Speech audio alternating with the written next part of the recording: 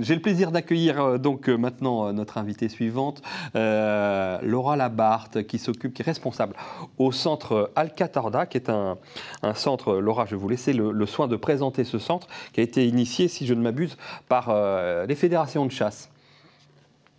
Exactement. Donc c'est un centre qui a été créé donc à la suite de l'Erika et du Prestige, donc les deux marées noires. Donc à cette initiative, la Fédération des chasseurs des Landes a créé en fait un centre de soins à la suite de ces deux marées noires, puisqu'ils se sont investis tout simplement pour soigner les animaux pendant ces deux marées. Et donc au vu de cette belle démarche, ils ont pérennisé la structure sur un site qui leur appartenait et ont créé un centre de soins depuis 2005. Et qui Donc on aujourd'hui... accueille tous les animaux de la faune.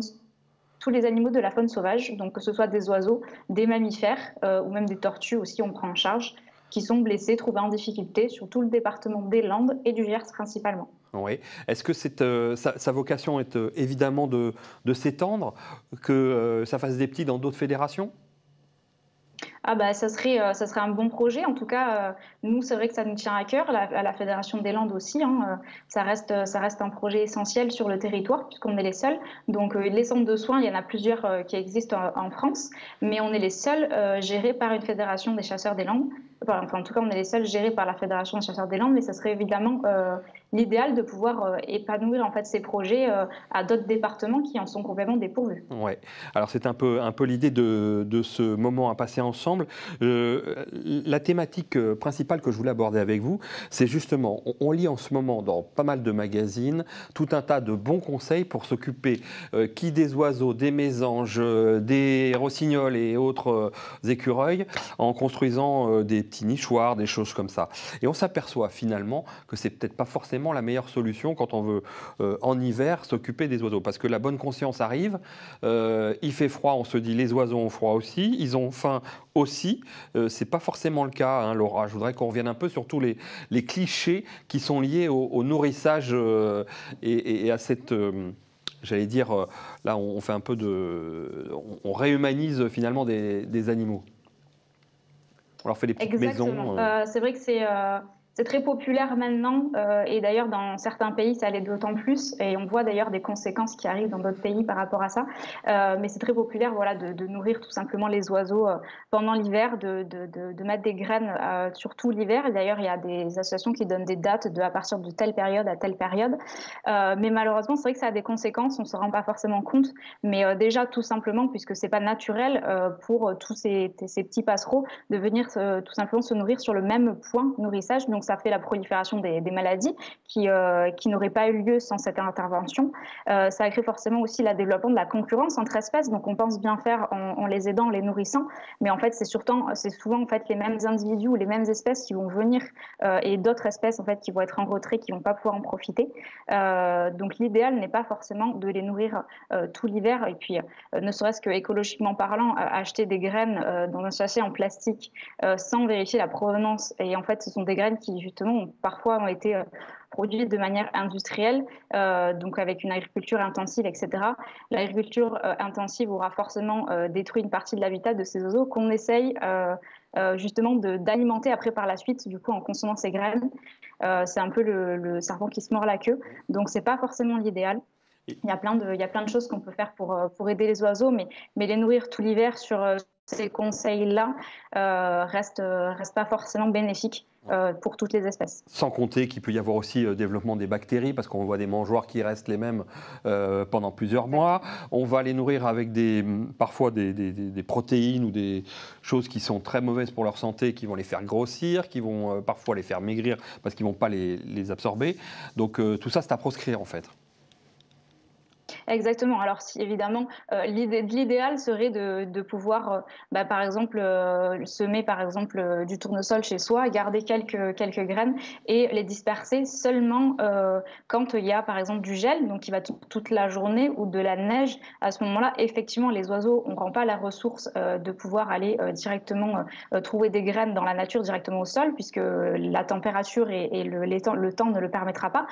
Donc là, à ce moment-là, on peut les aider. Donc ça reste très épais épisodiques sur certaines périodes. Et l'idéal serait même de disperser vraiment au sol pour éviter en fait cette prolifération dans les mangeoires. Il faut absolument que les personnes sachent que les mangeoires doivent être désinfectées régulièrement pour éviter toute cette prolifération bactérienne ou au niveau virus sur toutes les espèces, puisque ce n'est pas du tout naturel que toutes les espèces viennent au même endroit. Quid des mammifères? Je parlais du hérisson, mais c'est pareil pour d'autres espèces. Alors le hérisson, c'est vrai que c'est une espèce qui touche beaucoup de monde. On revient un peu sur l'esprit des réseaux sociaux. C'est très populaire dans d'autres pays. Il y a même des espèces qui sont commercialisées et qui deviennent des animaux domestiques. Donc on peut voir de plus en plus voilà, des petites vidéos mignonnes, etc. Donc c'est vrai que ça attendrit les gens et que les gens ont envie de les aider. Donc on voit énormément de choses sur cet animal-là.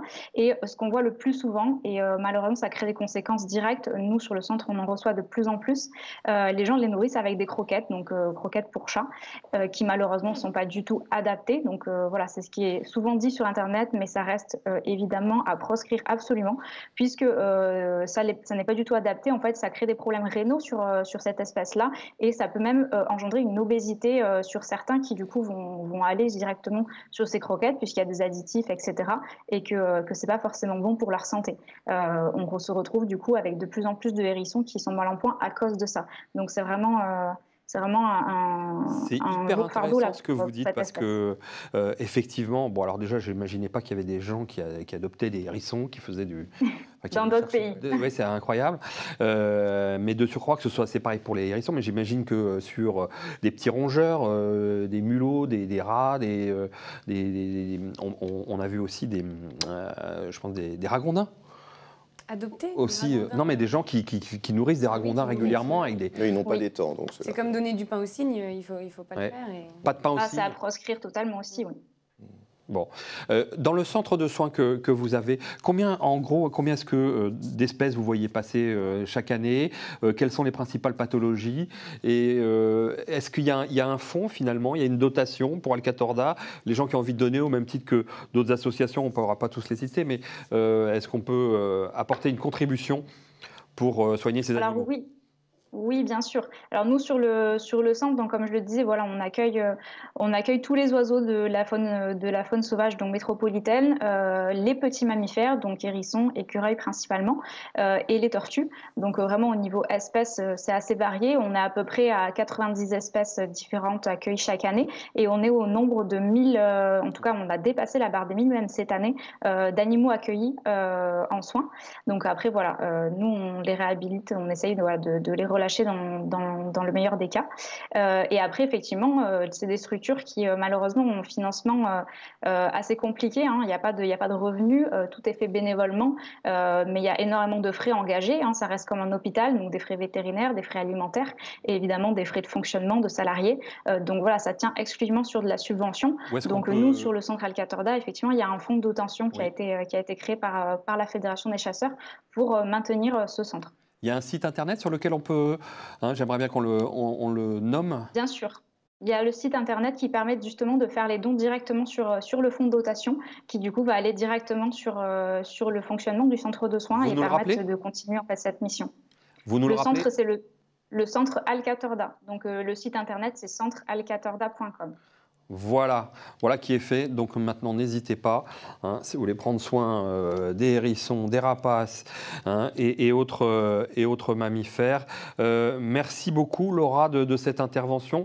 On souhaite évidemment un développement de ce type de structure au sein des fédérations, puisqu'on va bien au-delà, évidemment, vous l'aurez compris, de la cynégétique pure et pour tordre le nez un peu aux idées reçues autour de la chasse, mais pas seulement, puisque l'engagement se fait, vous l'avez dit, depuis les marées noires qu'il y a eu ces dernières années jusqu'à tous ces petits mammifères. Merci infiniment. On reparlera évidemment de ces sujets. Et je sais que vous avez aussi parfois des animaux assez incroyables, entre des serpents qu'on vous confie ou des vautours. J'avais vu une fois en venant sur le site. Bon courage et plein de bonnes choses pour le développement de Alcatorda dans d'autres régions ou d'autres départements. Merci beaucoup. Merci beaucoup.